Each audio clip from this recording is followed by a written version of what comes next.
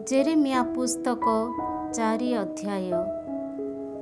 प्रभु कहती, हे इस्राएल, फेरी आसवा पाई तुम्हें जदि आशा करुअछ तेबे मो निकट को फेरी आस।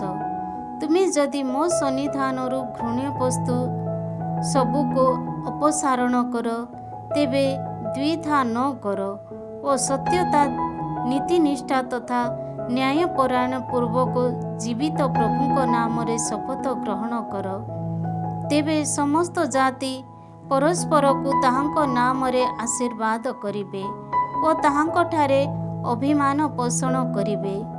जुदा और जेरुसालेम वासी को प्रभु कहती, तुममानकर पड़िया जमी चाष कर और कंटक बुदा मध्यरे बीज बपन कर नाही।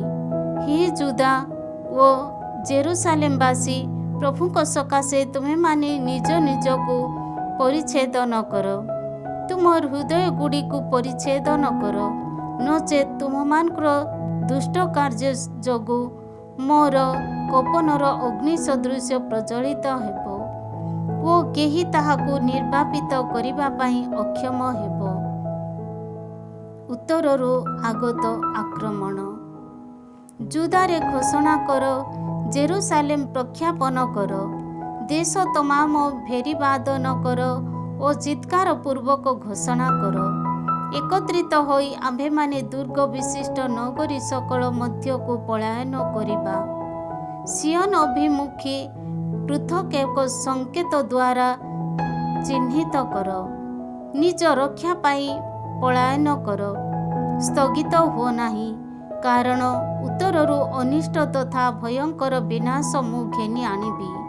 बुदावन मध्यरु एक सिंह बाहरिछि, जाति समूहर संहारक प्रस्थान कर। तुम देश को विजन करिबा और तुमर नगरी गुड़िक जनहीन तथा ध्वंस स्तूपरे परिणत करिबा पाई से ता स्थानरु बाहरिछि।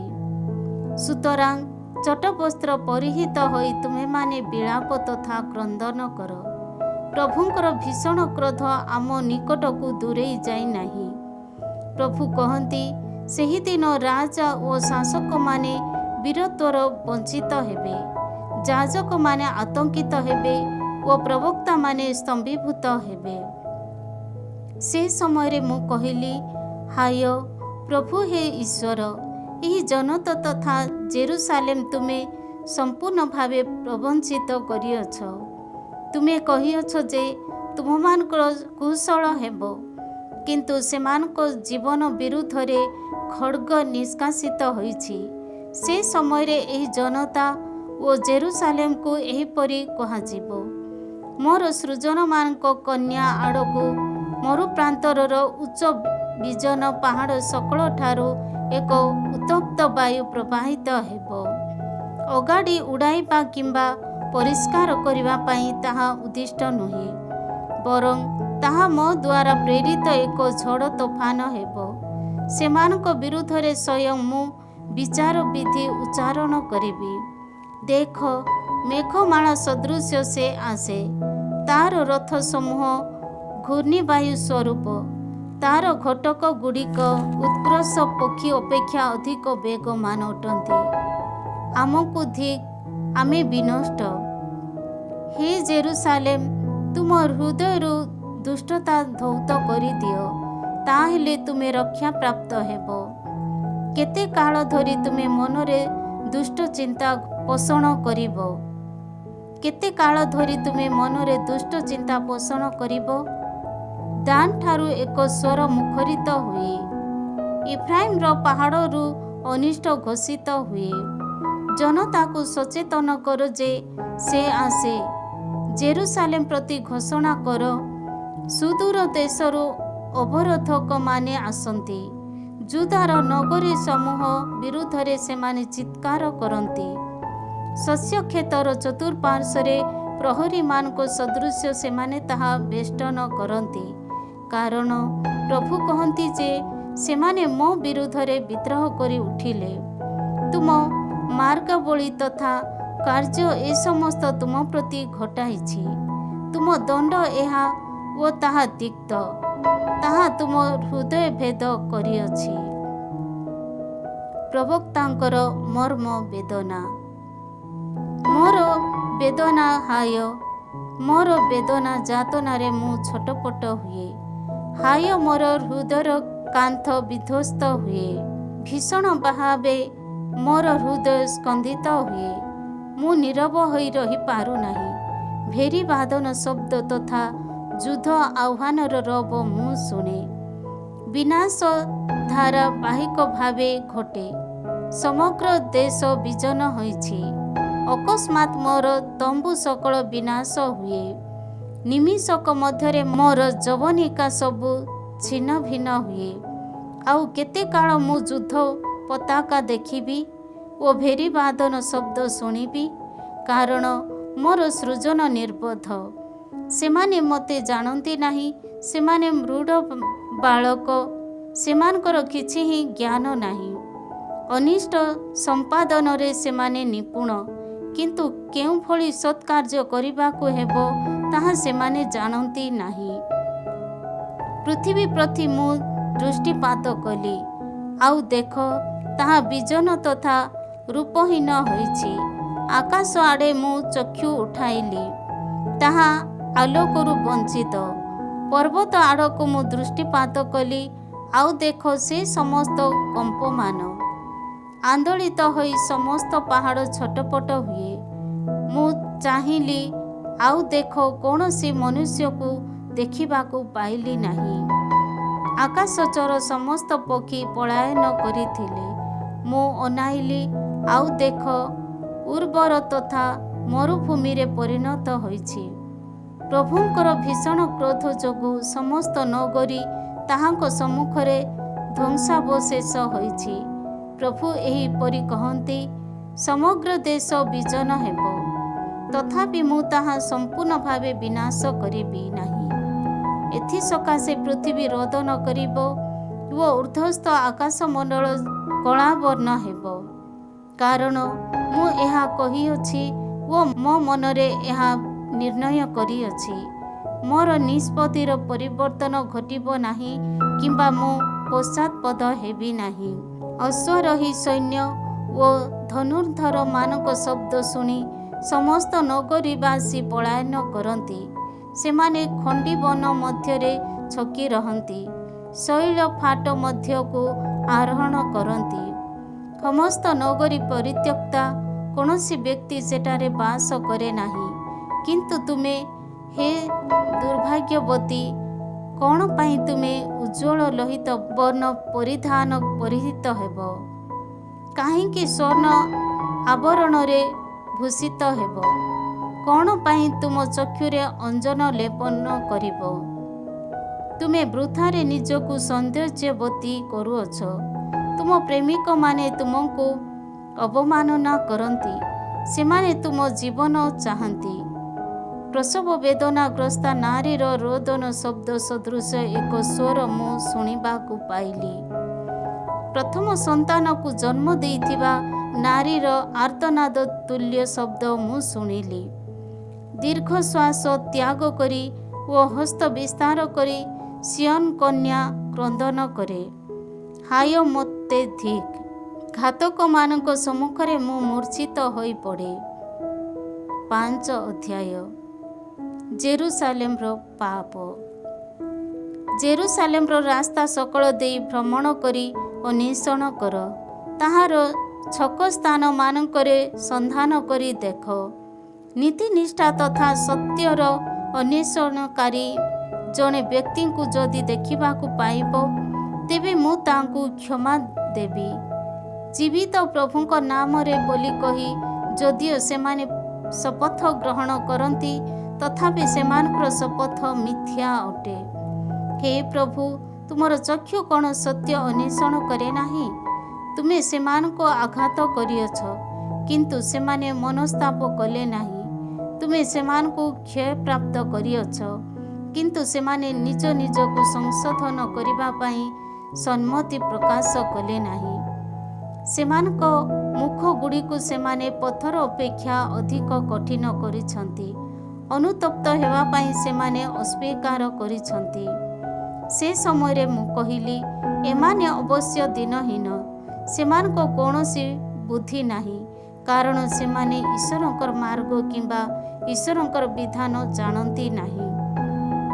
ଶ୍ରେଷ୍ଠ ବ୍ୟକ୍ତିମାନଙ୍କ ସନ୍ନିକଟ ହୋଇ ମୁଁ କଥା କହିବି, କାରଣ ସେମାନେ ପ୍ରଭୁଙ୍କର ମାର୍ଗ ତଥା ସେମାନଙ୍କ ଈଶ୍ୱରଙ୍କ ବିଧାନ ଜାଣନ୍ତି। କିନ୍ତୁ ସେମାନେ ସମାନ ଭାବେ ଜୁଆଳି ଭଗ୍ନ କରିଥିଲେ ଓ ବନ୍ଧନ ଛିଣ୍ଡାଇ ଦେଇଥିଲେ। ସୁତରାଂ ଅରଣ୍ୟରୁ ଏକ ସିଂହ ଆସି ସେମାନଙ୍କୁ ନିଧନ କରିବ, ମରୁଭୂମିରୁ ଏକ ହେଟା ବାଘ ଆସି ସେମାନଙ୍କୁ ବିନାଶ କରିବ। ଏକ ଚିତାଭାଗ ସେମାନଙ୍କ ନଗରୀ ସମୂହ ସମ୍ମୁଖରେ ଅପେକ୍ଷା କରି ରହିଛି। ଯେଉଁମାନେ ସେ ସମସ୍ତ ମଧ୍ୟରୁ ବାହାରି ଆସିବେ, ସେମାନେ ସମସ୍ତେ ଖଣ୍ଡ ବିଖଣ୍ଡ ହେବେ, କାରଣ ସେମାନଙ୍କ ଅପରାଧ ସକଳ ଅନେକ ଓ ସେମାନଙ୍କ ଅବିଶ୍ୱସ୍ତତା ବିପୁଳ। ମୁଁ ତୁମକୁ କିପରି କ୍ଷମା ଦେଇପାରିବି?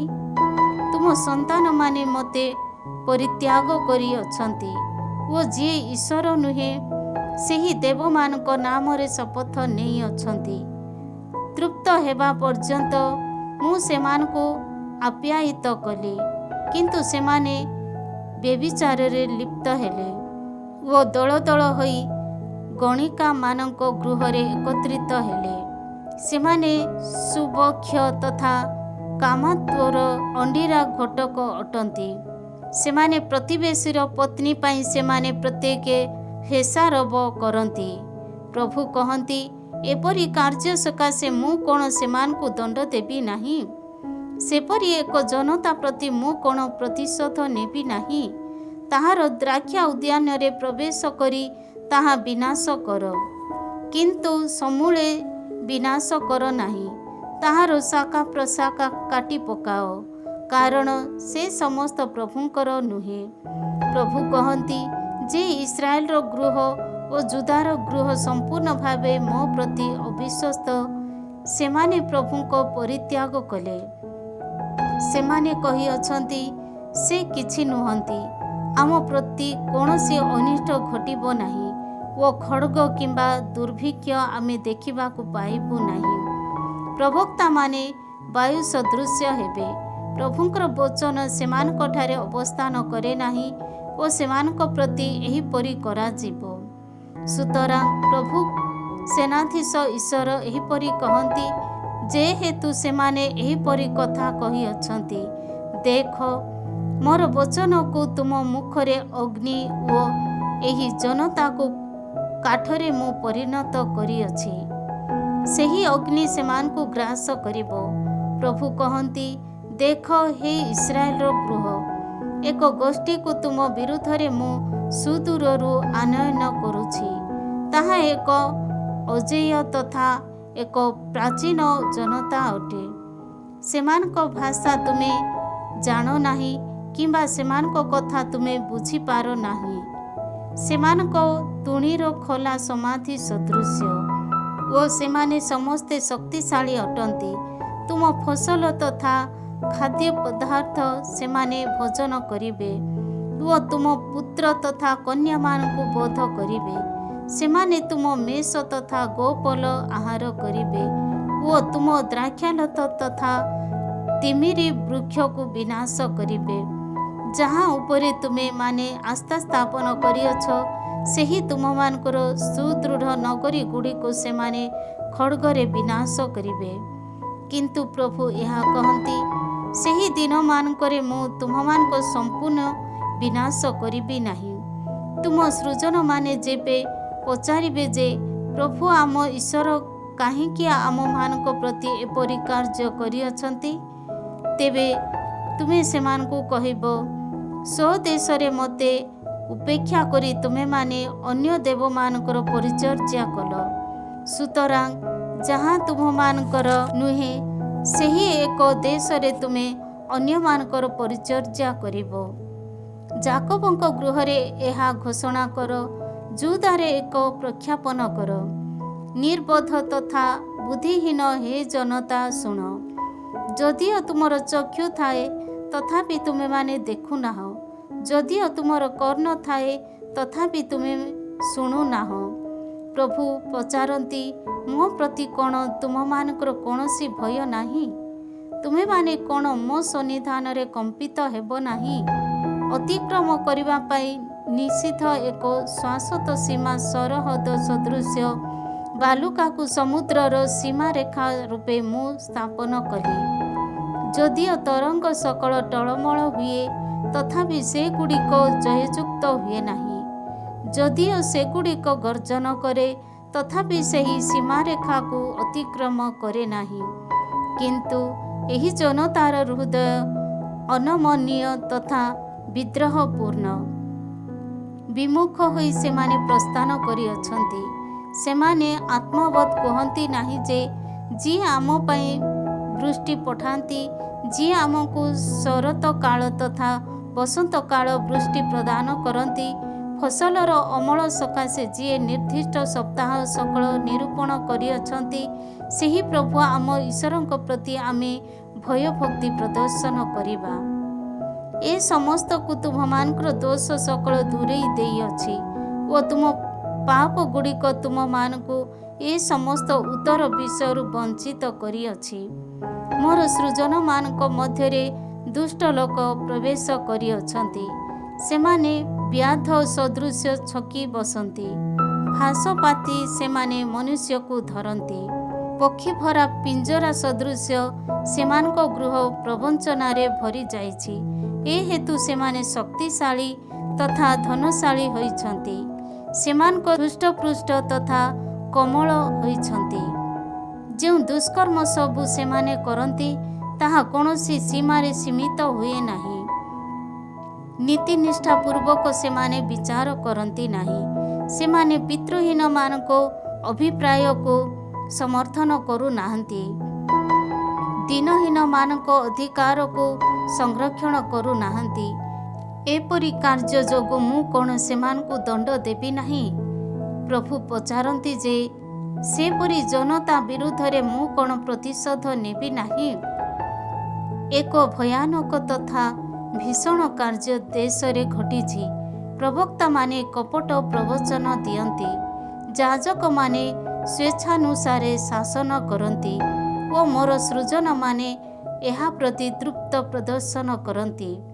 କିନ୍ତୁ ଅନ୍ତ୍ୟ ଯେବେ ଉପଗତ ହେବ, ତେବେ ତୁମେମାନେ କ'ଣ କରିବ?